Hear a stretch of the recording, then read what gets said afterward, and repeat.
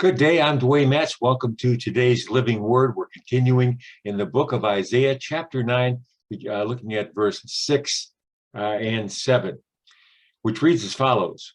For unto us a child is born, unto us a son is given, and the government will be upon his shoulder, and his name will be called Wonderful, Counselor, Mighty God, Everlasting Father, Prince of Peace. Of the increase of his government and peace there will be no end upon the throne of David and over his kingdom, to order it and establish it with judgment and justice from that time forward, even forever.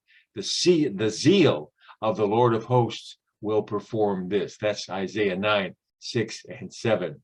You know, those of us who grew up in the Lutheran Church know these words quite well from the annual Sunday school Christmas program.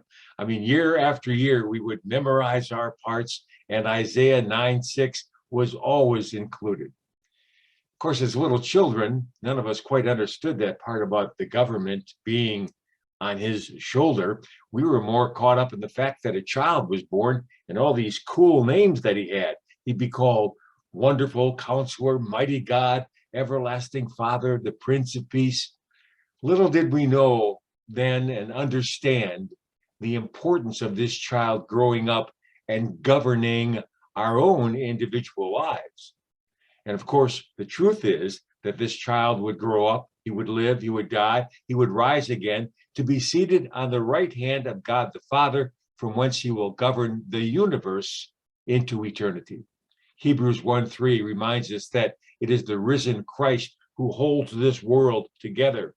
It says, who brings the brightness of his glory and the express image of his person, and upholding all things by the word of his power, when he had by himself purged our sins, sat down at the right hand of the majesty on high.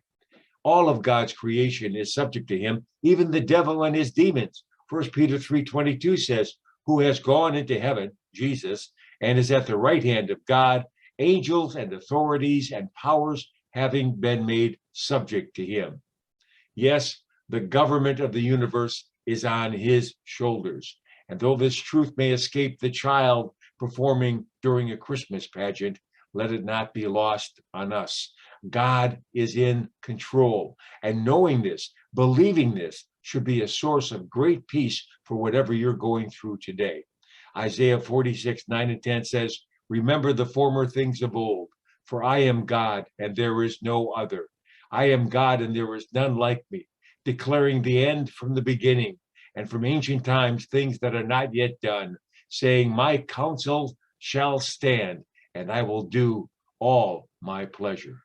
I'm Dwayne Matz, and that's today's Living Word.